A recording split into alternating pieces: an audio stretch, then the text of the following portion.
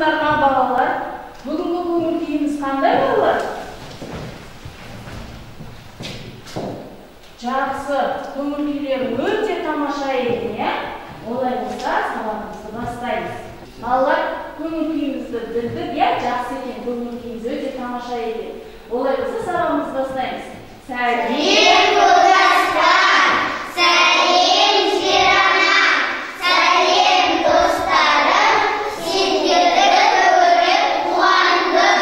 Доброе утро, учитель, доброе утро, друзья, доброе утро, класс, и удача ждет нас. Good morning, good morning, good morning to you. Good morning, good morning, my name is you. Жақсы, жарайсыңдар балалар. Музыка өшкен кезде тоқтаймыз.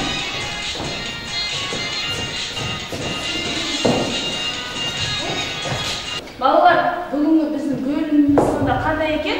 Саяхат! Саяхат бөлімі. Жарайсыңдар, отыра қойыңдар. Саяхат бөлімі болғандықтан біз саяхатқа шыққанда не зат алып шығамыз? Айтыңдаршы?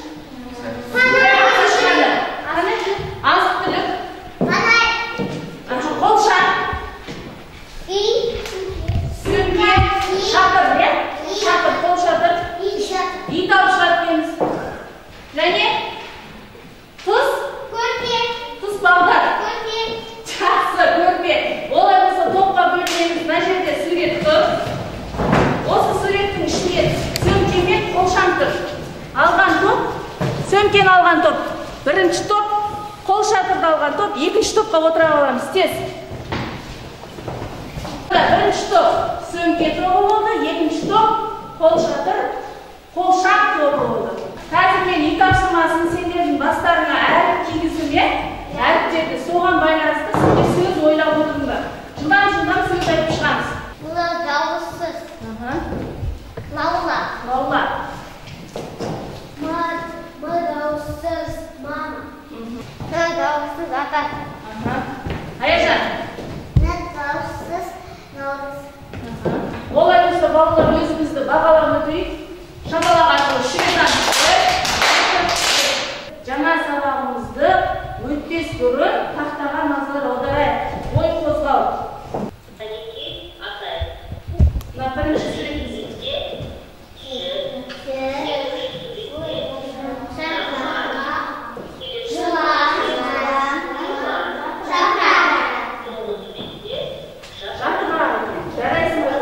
Осы жердегі суреттердің барлығы қандай әріппен басталып тұр? Ж әріпімен басталып тұр, иә? Демек, бүгінгі біздің сабағымыздың тақырыбы Ж дыбысы мен әріпі. Жарайсыздар, тақтаға қарайық. Міне, Ж әріпі дауыссыз екен. Көк түспен белгіленіп тұр, иә? Дауыссыз әріпі. Қандай сөздер тұр?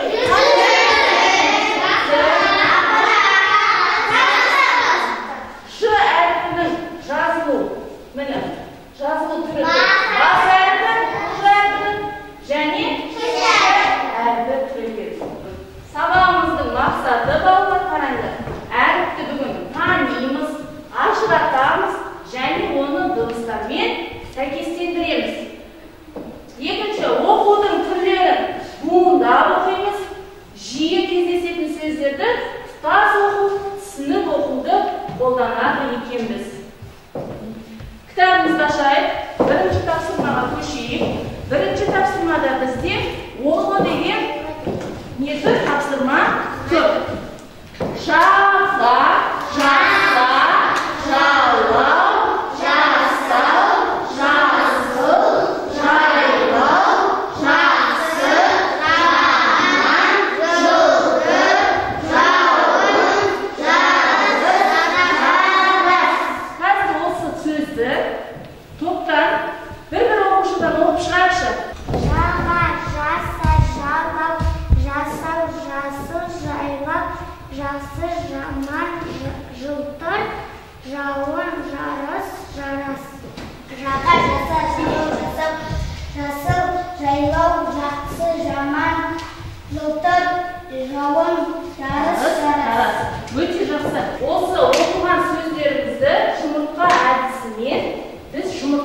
жинаймыз. Және бір-бірімізге тексертеміз. Буынға бөліп жазасыңдар, және дыбыстық талдау жасайсыңдар.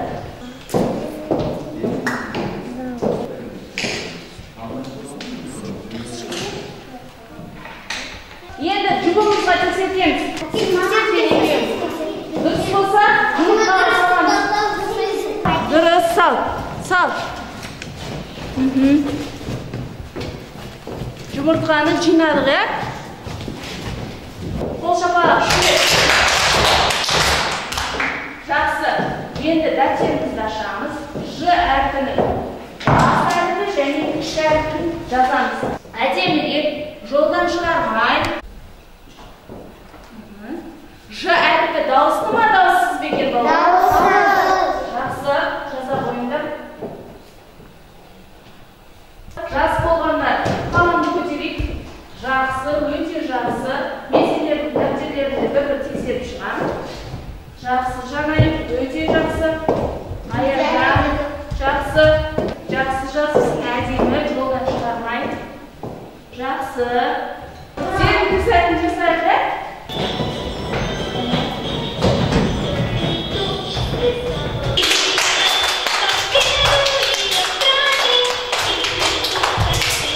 Балалар, екінші тапсырмаға қараймыз. Жаңбыр тамшыларынан қандай сөз құрауға болады екен? Қазір мен сендердің алдыларына мынандай тақырып берейін. Осыған сөз құрайсыздар. Топтық жұмыс бұл, е? Жанымызға жақындап, топтық жұмысты жасаймыз. Осыған сөз құрайсыздар. Мынау екінші топтық сендердікі. Мынадан сөз құрайсыңдар да жазасыңдар, тамшыларға жапсырасыңдар.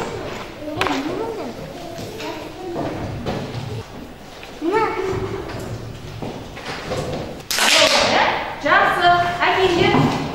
Қараймыз, қандай сөз құрапсыңдар сендер? Жаңбыр тамшыларынан оқып шығайықшы. Анай біріншісін оқы.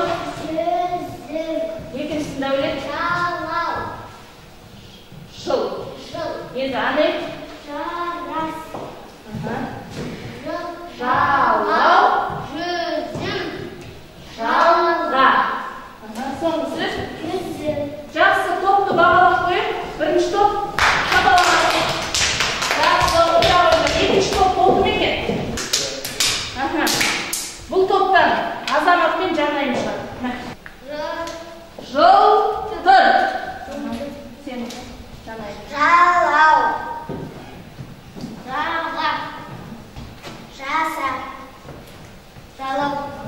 Бірінші топты бағалап қойыңдаршы. Екінші топ. Өте жақсы. Бүгінгі сабақта не үйрендік? Не білдік?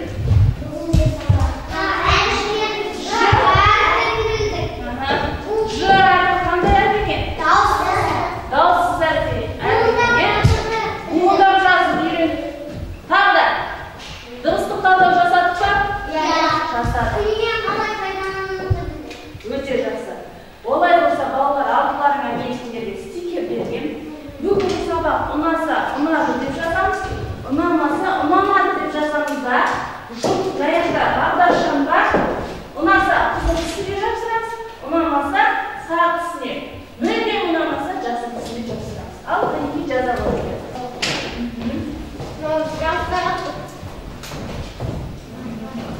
Барлықтарына сабақ өте жақсы ұнатты, е? Олай болса, үйге тапсырма алайық. Үйге тапсырма. Жарыс тақырыбында сурет салып келеміз. Міне, үйге тапсырма. Күнделікті ашыңдар.